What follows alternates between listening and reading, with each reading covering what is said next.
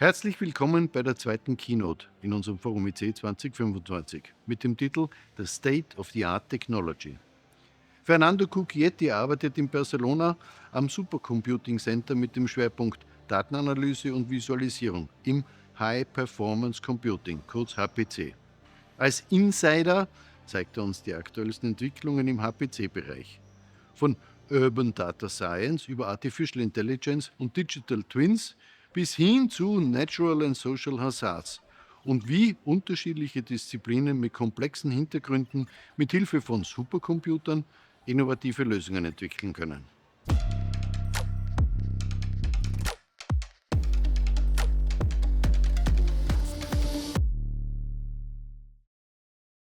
Hello, my name is Fernando Cucchietti, and I work at the Barcelona Supercomputing Center. Barcelona Supercomputing Center is the Spanish national facility for supercomputing or high-performance computing, and it's part of a European network of high-performance computers. It's one of the top 3 computers in Europe and one of the fastest computers in the world too. Its mission is to leverage HPC or high-performance computing to create innovation, to improve society, and to create better technology for Europe and for the world. Apart from research on future computing technology, BSc also has research teams working on applications of HPC to different fields of science. For example, in life science, we have researchers working on personalized medicine of the future, how we can understand how DNA and drugs interact for individual patients so they can receive personalized drugs. We do dynamic of molecules to discover these new drugs, and this takes a lot of computing and requires this kind of resources. We also have a lot of research on climate science, predicting and forecasting what will be the future impact of climate change in society, how we can adapt to it, and how we can make a more resilient society. We also have departments working on applications of HPC to different industries, to energy, to make machines more efficient, to different public services, and to society in general. BSc is very much involved in artificial intelligence too. We do basic work on and research on artificial intelligence technologies, and we also work on how to apply it to industry and how to apply it to different needs of society. For example, now we have dual-use research on BSc. One of the latest services that we have opened here at BSc is called the AI Factories, or Artificial Intelligence Factories. This is a European initiative to accelerate the industry uptake of AI technologies. It is basically a new set of hardware resources combined with models, data, and also assistance and services for companies to take on this technology at the European level and get to the market faster with their products, being helped by scientists with the latest of the technology. Now, AI is a very fast-moving place, and there are different trends that are changing every day. Every 2 or 3 months, we have new technology. So right now we have what we can say is interesting for researchers, but also for industry. And I can sort of divide this discussion of what's trending now in AI in these 2 parts. So for researchers and technology, what we're working on strongly right now is what's called the multimodal models. These are models that take not just text as an input, but they also can see images and sound and different data formats. And with this, they can combine all of these inputs into one coherent and more precise outputs. These are larger models that take more effort and more compute power to train and then to use. But they are the future of the AI models. However, this is not just the only trend. What's being used a lot lately is called agentic and reasoning models. This is a new way of using large language models combined with multimodal AI models that can explain what are they doing, why are they doing, and give us some reassurance of the process behind the decisions and the output of the models. Agentic models, on the other hand, they are created to make tasks that we can automate faster with these LLM models. The way that they work is that they can connect to the internet or to different services, sensors, devices, and when they are given an input, they prepare the output, and they can also act on their own, doing little tasks that combined create a more expansive experience for the user that they can solve more complicated problems. However, deep in the technology, we're working right now with scaling up issues. So we want to make our models faster, the models bigger, maybe more intelligent or more efficient in some ways. And in order to do that, we have to train larger models. We have to train more complicated models.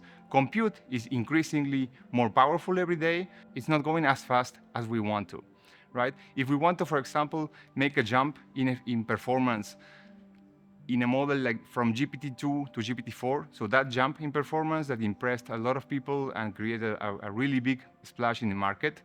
Let's say if we wanted to make the same jump from GPT-4 to some GPT-6 in the future, what do we need to do that kind of jump? So at this time, what we need is something like 10,000 times more energy to feed the computers that train those models. And this means like a gigawatt data center, right? So this is something that right now it's in theory possible, but it's not done yet. And it will be not so interesting to make if we start analyzing the cost and the rewards of that kind of thing. We also probably are going to need a lot more chips to do these kind of bigger models. Scaling up means also creating these faster computers and accelerators, GPUs, and probably thousands and thousands of them in order to train these models for long times. However, we don't know if the bottlenecks in the chip industry will allow us to create that kind of scaling up. And finally, these larger models with more chips and more power will also need more data, thousands and thousands of times more data than what we already have. We have already consumed a lot of the text data from the web. So now we're going to try to rely on maybe video and image to try to feed those models, those larger models, with more the data that we need to do so. But even so, if we manage to solve all of these bottlenecks and problems for the future, for the next, 5 years, maybe improvement is not going to be as much as we want, because the performance grows logarithmically in cost. So maybe just going something to 4 times as much size in power or data just gives us a 1 or 2 speed up factor. So the right way to do this is probably just changing our algorithms, making them better, faster, and more efficient, right? And once we do this, we have to also ask, okay, is it going to be worth putting all that money and effort into these new technologies and scaling up in this way, putting all of this investment, because it has all the costs, environmental, societal. So maybe we just already have good enough AI technology, and we can just find good applications for what we have, right? So this is another part of what we do at BSc. We research applications of AI trends. One of the things that we're trying to fight right now, which is a large part of the research field, is working on something that is a pain point in the industry, which is that chatbots and LLMs and AI models tend to be a little bit delusional. So what's called the hallucinations of AI models. So this brings a lot of complications, and even models that are supposed to be really, really, really truthful and never lie, they do have this problem too. It's just smaller. So the research field is also asking, maybe this is something that will never go away, and we have to live with this, and applications will have to rely on this. So we should not be telling the tools not to lie to us. This is something that we have to rely specifically in some fields. If we want to use AI in very critical fields like medicine or maybe dual-use operations, this is something that we cannot be doubtful of what's going on if the model is really doing its job or not, right? And telling the bots, the chatbots, not to lie doesn't actually work too much right now. You can find even companies like Microsoft saying that you can use AI for Excel, but you should not use it for important things with legal consequences. So this is the disclaimer of all of these models right now, which is, of course, very important, very interesting to know if you have something important to do with these AI models. However, hallucination can also be good. There is some exploration of how can these AI hallucinations be useful for some kind of industries. We've seen developments of board games, entertainment industry, things where the hallucinations don't have a real impact, right? So, but with all of these things, we are trying to figure out, okay, what AI is really good for, the AI that we have right now, that is a little bit, delusional and a little bit going outside its place of comfort. We have GPT-5 level models right now that didn't cause the impact the industry was expecting to, in the users at least.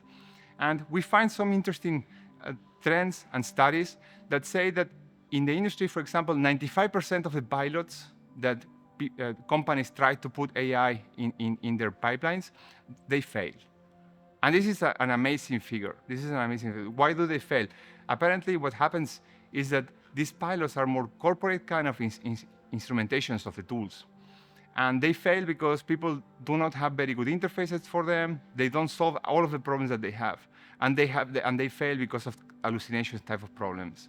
However, 90% of the people in those same companies are using AI anyway for more mundane or on-the-ground things, like summarizing emails, writing up small parts of reports, correcting stuff. So this is already a very good push on productivity, actually. Maybe some very big AI tool that solves a very key part of what a company does is not what we should be trying to pursue, but that would be easy to measure. However, we could have a lot of people increase their productivity with the help of some AI tools that they can oversee and correct. This is more difficult to quantify. However, it is probably a little bit more impact on the long run. So emails, documentations, following up on tasks, doing or creating or thinking about campaigns, text analysis, all of these things add up to productivity. They are small pushes that add up to a full productivity of a company. And we're trying to do the research on that, trying to measure maybe, but also trying to understand how much people use it, why it works, and why it doesn't. Another thing that we are seeing in AI trends is that users, when they learn how to use AI tools, they can have as much as an impact as a huge change in the model efficiency. So maybe just having better AI models or larger or very costly AI models is probably good, but we can have the same impact if we just make the tools easier to use and train the people to know how to use them, right? Eventually, what we think or see right now is that for some very concrete and mission-critical tasks, we're going to have to go rely on AI models that are specifically designed for those specific tasks that are not so general for as an LLM or text prompt or image generation models. At least for the industry, those models maybe are better placed at some other places. BSc is also working on what are the next generation of technologies, and that today is quantum computing. BSc has 2 quantum computers that we use to investigate this technology, how to apply it, how to develop, how to grow it in the future. These prototypes allows us and the public, because they are the first open quantum computers in Europe. Europe fabricated here, so from a European company, and they allow us to do all of the research on hardware and algorithms that we really need to understand how much can we grow with this technology, where are we going to go, and what will happen in the future. Is it going to be a real computer? Is it going to accelerate some kind of algorithms? This is also a fast-moving technology. I've worked on it for a long time, and it's really nice to see it move fast right now, but it's also unclear what the future is going to bring. And this is why it's important to do these experiments, and it's important to do this to work with these prototypes, and to also partner up with industry to understand what kind of problems would be more useful to try to attack at first. I wanted to go into some different side of what BSc does. BSc is, like I said, a center that drives and leverages HPC technology to create innovation and to improve society. And one part of that activity is to combine arts and science to do this. And BSc is a large institution and does all of the traditional things that you would expect with this field in this area, like supporting artists with data and science so that they can do dissemination and create installations, or supporting and collaborating with museums and cultural institutions to create activities and exhibitions so that people can understand and see what's happening in these exciting fields of science these days. However, we also do one thing that's a little bit different than that kind of traditional activities. We use this cultural, artistic, or creative world to actually innovate, to create knowledge, to create new technologies. This we do since 2012, and we have been investing our own time and effort into these artistic or cultural projects or collaborations. We don't have a proper name for this activity yet, but it's something that has been very fruitful for us. These cultural or artistic activities, we do it with the whole team. It's a kind of large and very heterogeneous team that has many different skills in different areas of science. We work mostly technically on data visualization and analytics, and that's how we can combine also different sets of skills to provide help to work with the artists. But we do this, like I said, to to create innovation. And for this, we have very strong and concrete and measurable metrics. This means direct returns like funding, projects, papers, patents, but we also have a little bit of some indirect outcomes, which are experience, visibility, and of course, dissemination. We also are very interested in these activities for team building and recruiting because we're a very heterogeneous group. Now, for the long term and direct returns, we also measure how much we get out of these activities. And for the past 7 years, over 50% of our total funding can be traced back to these kind of activities originally. And maybe it's better to, if I can explain this with some example projects. In 2015, we did a project called We Know What You Did Last Sonar, where we were interested in learning about human mobility. So we tracked the people in the Sonar Festival around for 3 days, so almost 100,000 people, with some technology that we deployed at the Feira de Montjuïc, the place where the festival is held. And we learned a lot of this new technology and new field. It's something that at the moment, it wasn't as known as today, that you can track people's whereabouts and their movement and behavior. And actually, the legislation for that came later. It's a project that maybe we couldn't do these days as we did at that time. With that project, we learned some things and we got excited, and so we wanted to go again. And we went with something that is related to human mobility, which is noise and sound. So we created a project, an artistic project, about the sounds of the city and how the city noises affect people's mobility. We also explored with virtual reality technologies. And with this, we learned a lot, and we started going to City Hall to see if we can work with them to apply these technologies that we had learned. And they got excited, and this led us to a very interesting outcome, which was tracking mobility in the Football Club Barcelona Stadium. This was done in the context of a European project called IO Twins, where we tracked movement around the stadium of Football Club Barcelona. However, the project was a little bit cut in the middle thanks to the COVID pandemic. So we had to reshape the project, and actually we were able to reshape the technology and use it to track the people movement to help the government mitigate the pandemic. With this new growth and new technologies and experience, we were able to create a new proposal which helped us fund a project called V-City, which is working right now, is a project V-City that is active right now, and it's working towards creating a digital twin of a whole city, right? It's a urban science problem. It's really a tool for policymakers to make decisions, and it's maybe not artistic anymore. So the artistic birth of this kind of technology is lost maybe in time, because now it's a very technical tool, it's a very useful and applied tool that was born there. This is the outcome that we get out of these experiments. So it's a very long-term investment maybe. So we see these huge outcomes 10 years after the initial facts. However, we know where we think these things came from, and we keep doing it. About 3 years ago, this is a second project that I wanted. It's a shorter one, so maybe it will also give me some opportunity to explain how do we do this today, that we know what we're doing more intently. About 3 years ago, we met Maria Arnal.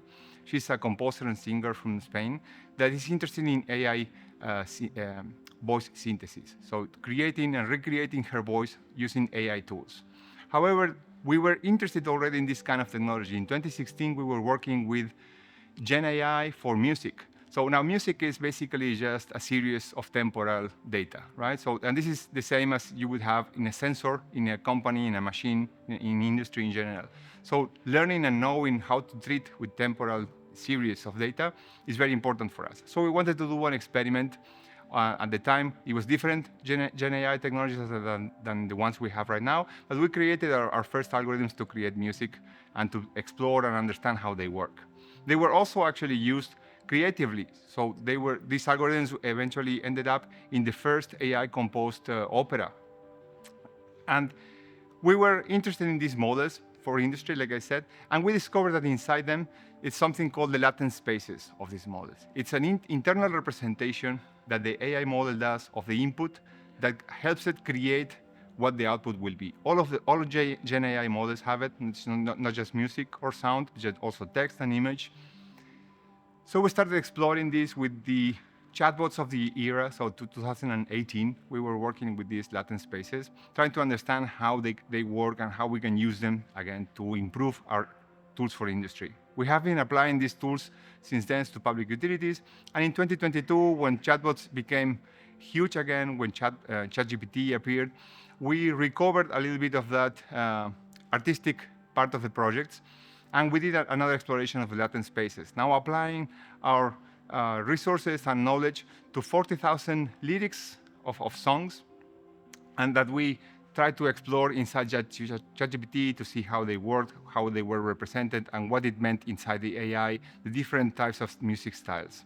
So with this, at this moment is when we met Maria Arnal. She was interested in this, and we started this negotiation. So for us, this is a new part of our process. When we collaborate with artists or when we do artistic projects, we negotiate, okay, what is their interest and what is ours. So we don't do like a data exchange, and they just leave them be to do whatever they want. They have their own questions and problems that we can help solve, but we have our own questions and problems that they can help us solve. So with Maria, this was the kind of the relationship that we formed, and she helped us create and understand the voice synthesis technology with AI and latent spaces, and we are helping her create these tools. So what's happening right now is that after she did a residency with us, we have now here Ars Electronica, a project called Expanded Voices, where we are now showing here what we're writing up in a paper about how these AI models work, how human voice is understood by AI models, and what this means for us and for people maybe with speech impediments, and how we can use these tools for health applications or for teaching applications, for singing. Maria, on the other hand, she's interested in keeping on with the applied to entertainment industry part of the project, which is creating models that she uses in her show that we'll be performing tonight here at Ars Electronica, the visuals for the show, and we are very interested in pursuing a lot more of these type of collaborations, because now entertainment industry is one of the more direct industries where we can apply these technologies, but we're also going other places. Now, I don't have strong conclusions for my presentations because we keep on working. So we're still continuing, growing. And what we want to do right now is to maybe understand what is it that we do and grow it and maybe share it. So what we find useful, maybe is useful for others of this methodology.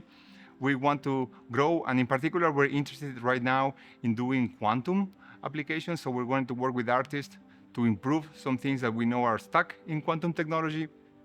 And we want to take the moment to explain a little bit more what quantum computing is, how it's used, and what possibilities it can bring to the future. And also, we're interested in bringing artists and the cultural and creative industries to leverage HPC and to use these technologies and technologies of the future, like, for example, leveraging the AI factories and using these new opportunities for them to grow and to grow in this space where technology is creating new upheavals.